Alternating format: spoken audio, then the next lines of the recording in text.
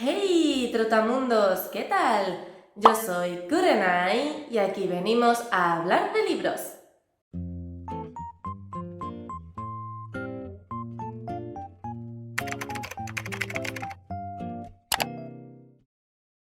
Hoy os traigo un tag muy especial al que me nominó JL García Bugallo el año pasado, pero he esperado a este año a traerlo para poder traerlo por fin en una de mis épocas favoritas, que es la Navidad. Este tag es el tag de El Dulce de Navidad y, como su propio nombre indica, vamos a ir haciendo un recorrido por los dulces más típicos navideños, al menos aquí en España. Si sois de Latinoamérica, dejadme en los comentarios qué dulces típicos tomáis allí por Navidad y si coinciden con los de España. Y por cada dulce vamos a ir respondiendo con un libro a su premisa correspondiente. La primera pregunta es el clásico turrón de Suchar, autor o autora que nunca te falla. En mi caso, una autora que nunca me falla y que todos sus libros me han encantado. Es verdad que ha habido algunos que me han gustado un poco menos y normalmente suelen coincidir con que son libros que están más dirigidos a su público más infantil. Esos libros, aunque sí que los he disfrutado, quizá no los he disfrutado tanto, pero bueno, es una autora que me gusta muchísimo, que leo prácticamente todo lo que publica y a la que me gusta recurrir cuando quiero leer un libro que sepa que me va a gustar. Como ya os habréis imaginado, estoy hablando de Laura Gallego. De entre toda su obra he decidido seleccionar Alas de Fuego, que ha sido una de mis últimas relecturas de esta autora. Es la primera parte de una biología y nos habla de Ariel, que es un ángel femenino que desde siempre ha estado cuidando de la reina Marla. Cuando la reina cumpla 17 años, Ariel descubrirá una conspiración contra el reino y esto hará que la priven de sus alas y que la encierren en el mundo de Gorlian, un mundo muy peligroso porque está plagado de monstruos. Esta biología son uno de mis libros favoritos de la autora, aunque creo que nunca los he mencionado en el canal, así que aunque esta premisa era simplemente mencionar a una autora o a un autor, pues ya de paso aprovecho y os lo recomiendo.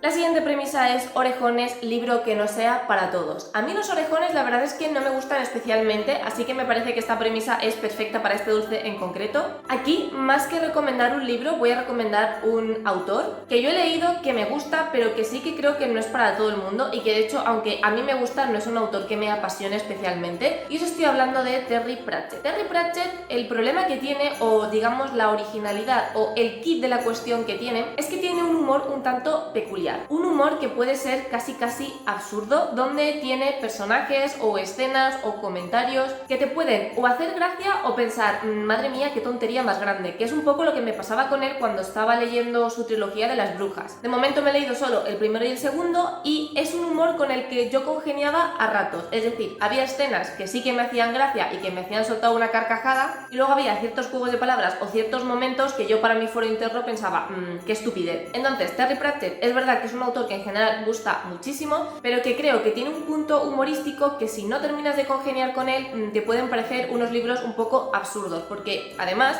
el humor está presente en todos los libros, al menos en la trilogía de brujerías, que es lo que yo me he leído por ahora, hay guiños, chistes, escenas surrealistas en prácticamente todos los capítulos, así que no es algo puntual, sino que es parte de las características del autor. Pero como digo, es un humor al que tienes que pillarle el punto, es un humor con el que tienes que congeniar, porque si no te puede parecer pues eso, un humor muy absurdo y que no tiene ningún sentido y que por lo tanto no te haga gracia. Y si es un autor cuyo humor no te hace mucha gracia, pues creo que son libros que pueden no gustarte. Por eso considero que Terry Pratchett es un autor que, aunque sí que es verdad que le gusta a muchísima gente, puede que no sea para todo el mundo.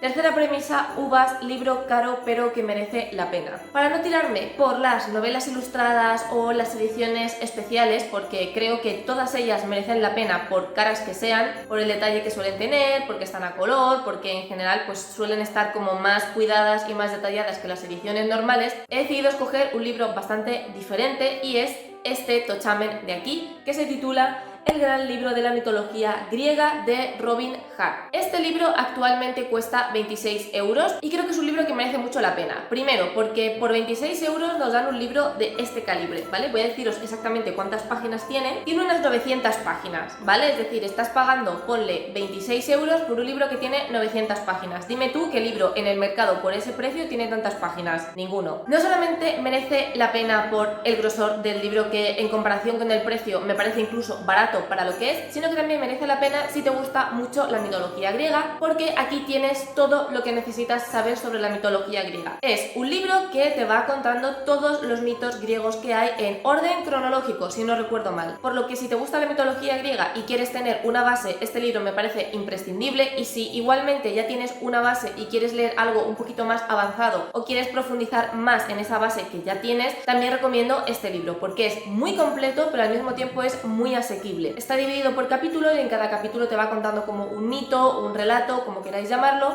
por lo que es un libro que te lo puedes leer como si fuera una novela, por así decirlo. También puedes utilizarlo para consultar mitos concretos y, como digo, si te gusta la mitología griega, este libro va a hacer tus delicias porque es muy completo pero al mismo tiempo tiene un lenguaje muy sencillo, el autor te explica las cosas de una manera muy asequible, por lo que me parece imprescindible en vuestras estanterías si sois personas que disfrutáis de esto.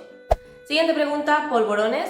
Me encantan los polvorones, de verdad. Una de las cosas que más disfruto de la Navidad son los polvorones, y que los pongan en octubre es algo que a mí personalmente me da la vida. Bueno, polvorones, libro que se te hizo bola. Aquí voy a hablar de un libro que fue una de mis recientes lecturas, bueno, lo leí en octubre, y que se me hizo muy pesado, se me hizo bola porque fue un libro que me resultó muy aburrido, y puede que esto sorprenda a mucha gente. Bueno, realmente no, porque si visteis mi wrap-up de octubre, sabréis que este libro estuvo allí porque lo comenté. Entonces, si habéis visto ese vídeo, realmente no os causará ningún tipo de sorpresa, y me refiero a El alma del brujo de Belén Martínez. El vals de la bruja, lo he dicho chorrocientas veces, fue un 5 estrellas para mí, me encantó, pero este libro me resultó aburridísimo, aburridísimo. No me gustó nada la trama, me pareció que además tenía mucho relleno porque la trama era muy simple, muy sencilla y no daba para más. Entonces hacer como no sé cuántas páginas tiene, pero unas 500 páginas para una trama tan simple me pareció excesivo. Creo que le sobran la mitad de las páginas. No me gustaron los personajes, me parecen que son personajes nada carismáticos con los que a mí me resultó mucho empatizar y congeniar porque sinceramente me daban bastante igual. Fue un libro en cierto punto predecible, había cosas que ya te veías venir, y sigo pensando que esta trilogía, porque creo que va a ser una trilogía, debería haber sido en realidad un libro autoconclusivo, porque El vals de la bruja realmente cierra la historia, no hay más que contar de ahí. Si acaso lo que yo quería y lo que yo esperaba de este libro es que fuera una precuela, porque considero que los padres de Eliza y sus años de instituto son muy interesantes y es algo de lo que apenas se explora en el primer libro, y aunque aquí sabemos un pelín más, realmente tampoco sabemos tanto.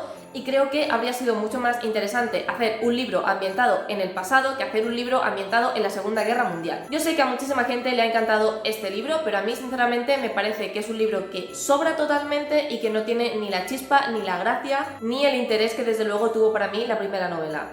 Ferrero Rocher, esta es otra de mis adiciones en Navidad. Es una caja de bombones carísima, carísima, pero es que está tan buena, y además esos no los empiezan a comercializar en octubre. Esos, hasta que no llega más o menos diciembre, no los ponen en el supermercado, así que sufro. Bueno, Ferrero Rocher, libro visto y no visto. Me encanta esta premisa porque literalmente cuando entra una caja de estos bombones a mi casa duran aproximadamente 5 minutos. Vale, un libro que para mí fue visto y no visto, que además hace mucho que no hablo de él en el canal, es Latidos de Anna Godbersen, que es la primera parte de una tetralogía.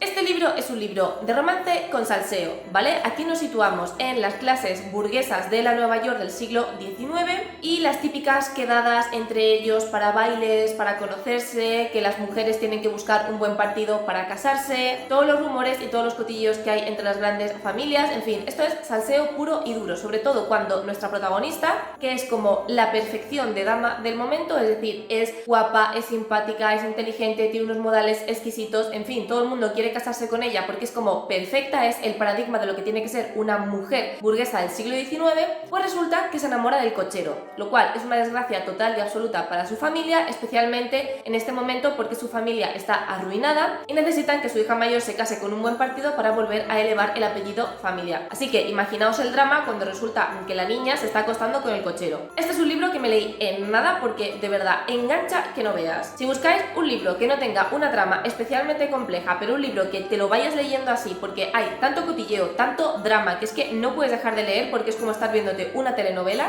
es una tetralogía que os recomiendo un montón. Pero eso sí, no os esperéis unos libros maravillosos y de la leche, porque aquí lo que cuenta es el salseo, el cotilleo. Peladillas, un libro que te dejara mudo, un libro que me dejó mudo, pero por lo absurdo que era todo, porque yo lo estaba leyendo y estaba diciendo, esto no tiene sentido, esto no tiene ni pies ni cabeza, ¿qué se ha fumado la autora para decidir que esto es una buena historia o que la manera en que lo está manejando es la mejor del mundo? La gemela de Natasha Preston. Seguramente conozcáis a Natasha Preston porque es una de las reinas, con muchas comillas, porque a mí no me lo parece, pero bueno, una de las reinas del thriller juvenil. Y yo lo he intentado varias veces con ella, ¿vale? Pero ya he decidido que hasta aquí. O sea, que es que sus novelas son surrealistas, pero en el mal sentido, porque tiene tramas que tienen agujeros por todas partes, que no se sostienen, que son absurdas de principio a fin, y es que, de verdad, que no tiene ni puto sentido lo que hace esta señora. En el caso de la gemela tenemos a dos gemelas, Ivy y Iris, no sé quién es quién, ¿vale? Pero el caso es que una vive con la madre y otra vive con el padre. Entonces, la que vive con la madre, creo que era Ivy, bueno, no me acuerdo, pero es que da igual. Pues resulta que la madre se muere y tiene que volver a casa del padre. Entonces, las dos gemelas llevaban muchísimos años separadas y son prácticamente desconocidas. Así que nuestra protagonista intenta que su hermana gemela se integre cuanto antes en esta nueva situación, pero desde el principio comienza a ver cosas raras en ella. Que ella achaca a acaba de perder a su madre, tiene que cambiarse de casa, abandonar a sus amigos, dejar el instituto y, en fin, todo el trauma que supone eso, por lo que supongo que está actuando raro como una forma de sobrellevar todos estos cambios, pero llega un momento en el que se da cuenta de que su hermana gemela está empezando como a imitarla en todo. Está empezando a imitarla en su forma de vestir, en su forma de hablar, en su forma de arreglarse, está empezando a hacerse muy amiga de sus amigos y parece que incluso está como metiendo mierda en sus amigos para que se aparten de ella y se queden con la gemela, en fin, cosas que no se pueden atribuir al trauma de todo lo que ha tenido que vivir, así que empieza a emparanoiarse con la teoría de que su hermana intenta sustituirla, pero nadie la cree. Todo el mundo le dice que está cucú de la cabeza, que está loca, que no, que su hermana se está comportando de una manera racional, pero hay que tener en cuenta que ha sufrido un trauma, en fin, todo esto. Es una trama interesante, una trama que hemos visto 1000 veces en películas malas de la tele, pero bueno, era una trama interesante. Lo que me ponía a mí de los nervios era el hecho de que nadie creyera a la protagonista cuando literalmente la protagonista tenía 300 pruebas y se las ponía así en la cara y la gente en plan, no, eso lo estás exagerando, eso no es así, no sé qué, y es como, a ver, no es solo que la protagonista te lo esté diciendo, es que tú mismo estás viendo esos cambios, tú mismo te has dado cuenta de que la gemela es rara, entonces ¿por qué no la crees? Y a mí el hecho de que no la creyera absolutamente nadie me producía frustración,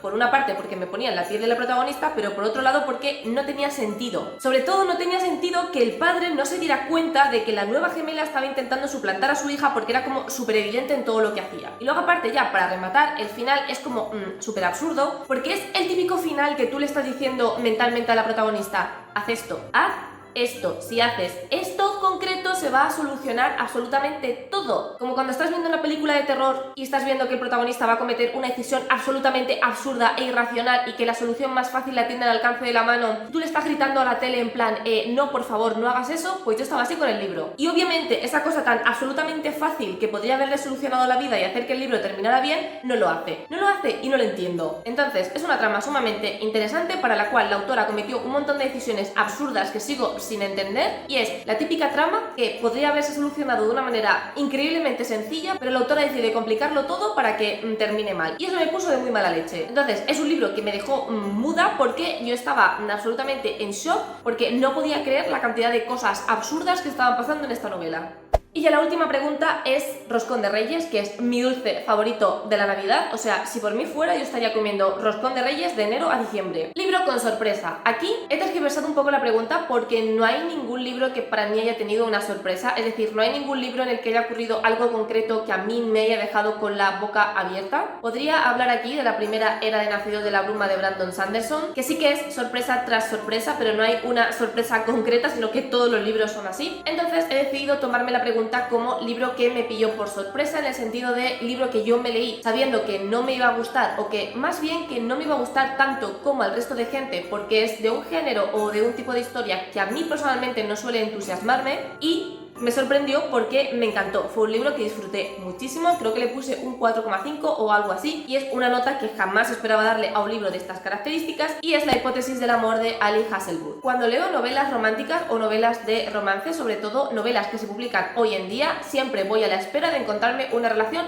tóxica, porque hay pocos libros que se hayan hecho famosos que yo me haya leído que no tengan una relación tóxica hiper romantizada. Y eso obviamente para mí va a ser un suspenso en el libro, porque algo que no soporto es cuando romantizan ese tipo de cosas. Entonces, aunque la gente lo estaba alabando y lo estaba poniendo por las nubes, yo me lo leí pensando, seguramente me voy a encontrar algo hiper tóxico que la gente ha pasado por alto y que no me va a gustar. Y la única cosa así que no me terminó de convencer, que fue el motivo por el que no le di el 5 estrellas, fue porque la historia empieza con un acoso por parte de la protagonista, y quien me diga que no es un mentiroso, porque la historia empieza con la protagonista abordando a un profesor por un pasillo y besándolo para fingir que tiene una relación, y eso es acoso, lo haga una mujer o no, es acoso, besar a alguien sin su consentimiento. Y bueno, ese inicio, pues ¿qué quieres que te diga? No me gustó para nada. Y luego sí que hay ciertas cosas que yo entiendo que es una novela de romance y que tiene que replicar ciertos clichés, pero a mí el cliché de señor que es perfecto en absolutamente todo, que es guapísimo y que todo se le da bien, pues estoy un poco harta, sinceramente. Si estamos exigiendo chicas normales y corrientes en las novelas románticas, por favor pongamos a hombres normales y corrientes que no sean absolutamente perfectos. Pero bueno, como que esas dos cosillas fueron las únicas, así que no me terminaron de convencer, pero por lo demás fue un libro que disfruté muchísimo porque creo que la relación de romance está muy bien llevada, en la que no se romantizan cosas hipertóxicas y que además tiene un fuerte componente feminista, porque vemos cómo se critica el mundo de la ciencia, porque nuestra protagonista es científica, ya que dentro de la ciencia siempre se valora mucho más lo que hacen los hombres, y los hombres reciben más subvenciones y más apoyo y más visibilidad que las mujeres, a pesar de que estén descubriendo cosas médicas igual de importantes. Así que es un libro que me sorprendió muchísimo, que me puso un puntito en la boca, porque yo me lo leí pensando que iba a ser un 3 estrellas o incluso menos, porque no soy mucho de romance, pero me sorprendió porque el romance me lo creí. Me gustaron mucho los protagonistas, me gusta mucho cómo se va desarrollando la relación, y aunque hay ciertas cosillas ahí que parece que no logramos desprendernos de ella cuando me escribimos romántica, pero bueno, creo que Ali Hazelwood, de todo lo que se está publicando en el panorama romántico actualmente, es de lo mejorcito. Y eso que solo me he leído un libro de ella, ojo, cuidado. Y no sé si me leeré algo más de esta autora, porque dicen que básicamente todos sus libros son una copia de La hipótesis del amor, donde cambiamos a los protagonistas, le ponemos otro nombre, otro trabajo